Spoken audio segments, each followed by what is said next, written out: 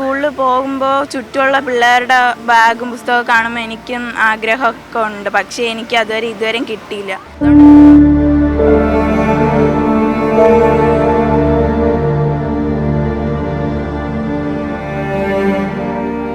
വേനലവധി കഴിഞ്ഞ് എല്ലാ കുട്ടികളും സന്തോഷത്തോടെ സ്കൂളുകളിലേക്ക് പോകുമ്പോൾ തീരദേശ മേഖലയിലെ കുട്ടികൾക്ക് അതങ്ങനെയല്ല.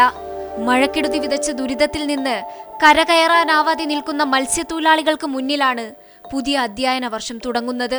ഒരു വീട്ടിൽ 3-4 കുട്ടികളുണ്ടെങ്കിൽ 4 പേർക്ക് യൂണിഫോം എടുക്കണമെങ്കിൽ 10,000-5,000 രൂപയൊക്കെ അവർക്ക് ആവശ്യമാണ്. ഈ 4,000-5,000 രൂപ അവരുടെ കയ്യിലുണ്ടെങ്കിലേ ഈ പിള്ളേരിനെ സ്കൂളിൽ അയക്കാൻ പറ്റത്തുള്ളൂ. സർക്കാർ നൽകുന്ന 6 കിലോ അരിയും 1000 രൂപയും കൊണ്ട് എന്ത് ചെയ്യാനാകുമെന്നാണ് മത്സ്യത്തൊഴിലാളികളുടെ ചോദ്യം.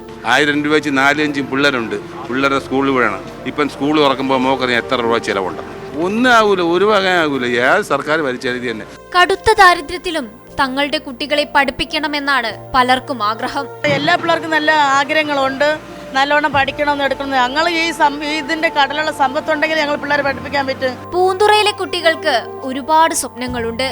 പക്ഷെ പുതിയ അധ്യയന വർഷം വേദനയോടെയാണ് അവർ സ്കൂളിലേക്ക് പോകുന്നത്. സ്കൂളിൽ പോകുമ്പോൾ ചുറ്റുമുള്ള പിള്ളേരുടെ ബാഗും പുസ്തകവും കാണുമ്പോൾ എനിക്കും ആഗ്രഹമൊക്കെ ഉണ്ട്. പക്ഷേ എനിക്ക് ഇതുവരെയും കിട്ടിയില്ല. അതുകൊണ്ട് നാളെ സ്കൂളിൽ പോകുമെന്ന് ഡൗട്ടായിട്ടിരിക്കണം. അപ്പോൾ വിദ്യാഭ്യാസ മന്ത്രി അടുത്ത് ഈ കാര്യം പറയാനുണ്ട് എനിക്ക്.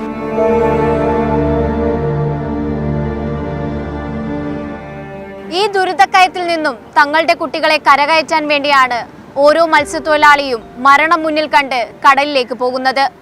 പക്ഷെ ആ പ്രതീക്ഷകളും മങ്ങുകയാണ്. പാതി വഴിയിൽ പഠനം ഉപേക്ഷിക്കേണ്ട അവസ്ഥയിലാണ് പൂന്തുറയിലെ കുട്ടികൾ.